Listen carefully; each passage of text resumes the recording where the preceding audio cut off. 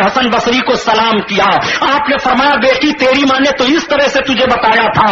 تو لڑکی کہتی ہے ہاں صحیح ہے کہ میرے اوپر عذاب ہو رہا تھا, لیکن ایک مرتبہ کا واقعہ ایسا ہے کہ جس قبرستان میں دفن تھی اس قبرستان سے ایک نیک آدمی کا گزر ہوا. مرہ رجل بالمقبر تھے وہ صلی علی النبی فاہدہ ثوابها للاموات. ایک آدمی کا گزر اس قبرستان کی طرف سے ہوا, اس نے نبی کونین پر ایک مرتبہ درود پڑھا اور وہ درود پڑھ کر کے ہم قبرستان والوں کو بخش دیا تو اللہ تعالیٰ نے اس قبرستان سے ہم 500 مردوں کی مغفرت فرما دیا. درود شریف سے قبرستان سے مردوں کو آزادی مل رہی ہے. ایک بات اور عرض کروں ضمناً آ گئی ہے, وہ بات تو سن لو. حضرت قطب الدین بختیار کاکی رحمت اللہ تعالی علیہ جو سرکار سلطان الہند غریب نواز رضی اللہ تعالیٰ عنہ کے خلیفہ اعلیٰ ہیں, حضرت قطب الدین بختیار کاکی, آپ تشریف فرما تھے. مریدوں کا جمگھٹا لگا ہوا تھا. آپ نے ایک مرید کو بلایا, ادھر آ. قریب آیا مرید, ارشاد فرمایا سن تو یہ 5 روپے لے لے, میرے کفن کی چوری نہ کرنا. وہ کفن چور بیٹھا ہوا تھا. اس نے عرض کیا حضور کفن کی چوری نہیں کروں گا, توبہ کرتا ہوں. چلا گیا. حضرت بختیار کاکی رحمت اللہ تعالی علیہ کا وصال ہوا. شریعت و سنت کے مطابق آپ کی تجہیز و تکفین کا انتظام ہوا. وہ کفن چور آپ کے معتقدین میں سے تھا, شامل رہا. آپ کی نماز جنازہ ہوئی, شامل رہا. اور جب آپ کو قبر شریف میں اتارا گیا وہ شامل رہا. مٹی وغیرہ درست کر دی گئی. جب رات کی تاریکی آئی تب یہ سوچنے لگا کہ ہمارے پیر صاحب کا کپڑا بڑا اچھا تھا, چلو نکال لوں تو بیچ لوں گا اور 10-5 روپے مل جائیں گے. گیا اور اپنے پیر کی قبر کھودنے لگا. قبر کی مٹی ہٹا رہا ہے, قبر سے خوشبو آ رہی ہے. خوشبو کیوں نہ آئے, پیارے نبی کونین کی جلوہ گری ہوئی ہے.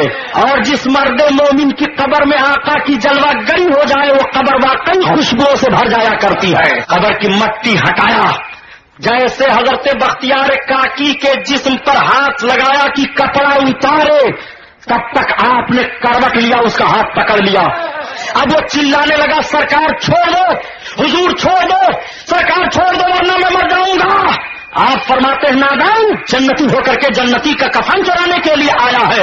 اس نے عرض کیا سرکار جنتی تو آپ ہو کہ قبر میں انتقال کے بعد بھی زندہ ہو, جنتی میں کیسے ہوں؟ میں نے تو اتنا بڑا پاپ کیا ہے کہ آپ سے وعدہ کرنے کے بعد بھی آپ کے کفن کو اتارنے کے لیے آیا ہوں. تو اشارت فرماتے ہیں آپ پورے دہلی میں اعلان کر دے کہ جتنے لوگوں نے قطب الدین کی نماز جنازہ میں شرکت کی ہے اللہ نے سب کو بخش دیا, سب کی مغفرت ہو گئی ہے. اسی بنیاد پر میں کہہ رہا ہوں کہ ولی اللہ کی نماز جنازہ میں شرکت سے اگر مغفرت کا پیغام مل سکتا ہے, قبر والے بخشے جا سکتے ہیں, تو امام حسین کے نام پر محفل میں محبت سے آنے پر ضرور نجات کا پروانہ مل جائے گا. اور سنو, بات آ گئی ہے تو سن لو پیارے. نبی کونین صلی اللہ علیہ وسلم کی محبت اپنے دل میں رکھو. امام حسین کی شہادت کا مہینہ چل رہا ہے. کچھ حرام خور لوگ امام حسین کی شہادت کو یہی افسانہ بنا دیتے ہیں. اور ایک بات میں عرض کروں گا پیارے, امام حسین کے نام پر خرافات مت کرو. خرافات سے امام حسین کی روح خوش نہیں ہوگی. اے ڈھول تاشے گاجے باجے, اس سے امام حسین کی روح کو خوش کرتے ہو, اسلام کی آبرو کو برباد کرتے ہو. جس امام علی مقام نے فسق و فجور کے خلاف جنگ کی تھی اور گناہوں کو مٹانے کے لیے امام علی مقام نے اپنے نوجوان بھتیجوں بچوں کو کربلا کی سرزمین پر قربان ہوتے ہوئے دیکھا تھا. آج انہی گناہوں کے فروغ کے لیے تمہارے قدم آگے بڑھ رہے ہیں, انہی گناہوں کو بڑھانے کے لیے تم اپنے قدم کو آگے بڑھاتے ہو. خدا کی قسم گناہوں کے خلاف امام حسین کی جنگ تھی. جب بد عقیدہ لوگ پیدا ہو گئے تھے خارجی, تو حضرت امام حسین کے باپ نے جنگ کی تھی حضرت علی میں, اور ایک ایک بدعقیدہ کو چن چن کر کے مارا تھا اور مروایا تھا حضرت علی نے. اور جب بدعملی کی بنیاد پر اسلام کا چہرہ مسخ کیا جانے لگا تو بیٹے نے تلوار اٹھا لی تھی. باپ نے بدعقیدوں کا فیصلہ کر دیا تھا اور بیٹا بدعملوں کا فیصلہ کر دے رہا ہے, اور بتا دیا جا رہا ہے قتل حسین اصل میں مرگ یزید ہے, اسلام زندہ ہوتا ہے ہر کربلا کے بعد. مزاج سمجھو, حضرت امام حسین کی محبت اپنے دل میں رکھو, قبر میں انشاءاللہ آرام پاؤ گے, امام حسین کا نام لیوا قبر میں آرام سے رہے گا. بتاؤں کیسے؟ واقعہ تو عجیب لگے گا لیکن کتابوں کا حوالہ انہی کے گھر سے ہے. حضرت غوث پاک کا ایک واقعہ بڑا مشہور و معروف ہے. سرکار غوث پاک کا ایک دھوبی تھا کپڑا دھونے والا, اس کا انتقال ہو گیا. جب وہ قبر میں رکھا گیا اور منکر نکیر علیہ الصلوۃ والتسلیم آئے, سوال کرنا شروع کیا کہ تیرا رب کون ہے؟ کہا میں غوث پاک کا دھوبی ہوں. تیرا دین کیا ہے؟ میں غوث پاک کا دھوبی ہوں. تو کیا کہتا تھا اس مرد کے بارے میں؟ میں غوث پاک کا دھوبی ہوں. فرشتے عرض کرتے میرے مولا یہ معاملہ کیا ہے؟ ندائی میں نے اپنے بندے کو بخش دیا. ذرا تشریح دیکھو علماء کی, یہ انہی کے گھر کی بات ہے. کتاب کا حوالہ لینا ہوگا تو الفاظات الیومیہ نام ہے کتاب کا, اس میں دیکھ ڈالنا. اشرف علی تھانوی ہی نے لکھا ہے اس واقعے کو. سنو کیا بات پیدا ہوئی.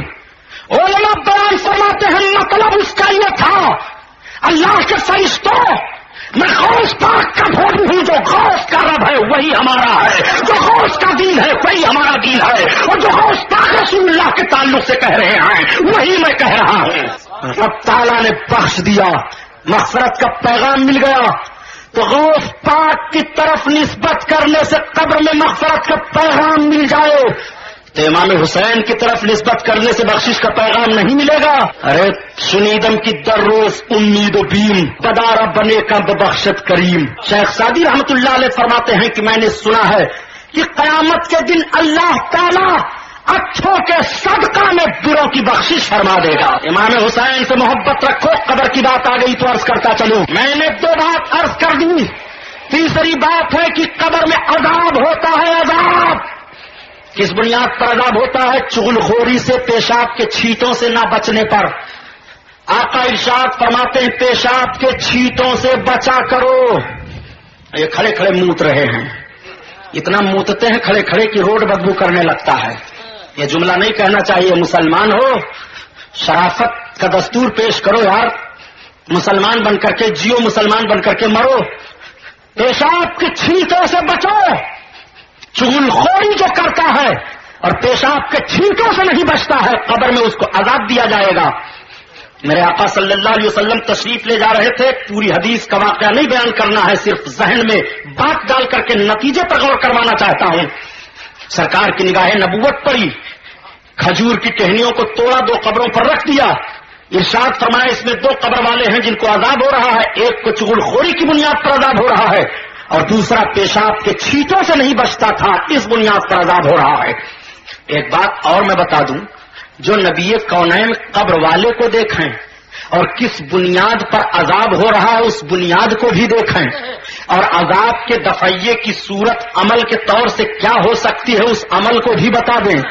اس نبی کے تعلق سے کہا جا رہا ہے کہ غیب کی باتیں نہیں جانتے تھے.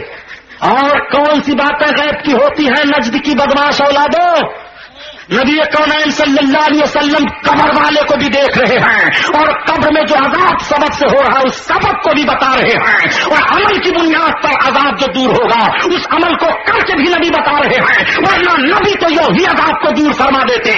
نبی سہم و فکر دے رہے ہیں کہ کل بھی تم اگر مرد مومن کی قبر پر اس طرح سے ہری چیزوں کو ڈال دو گے تو اس کی تصویر سے ان مومنوں کو فائدہ پہنچتا رہے گا. اس لیے عملی نمونہ میرے سرکار نے پیش فرما دیا تھا.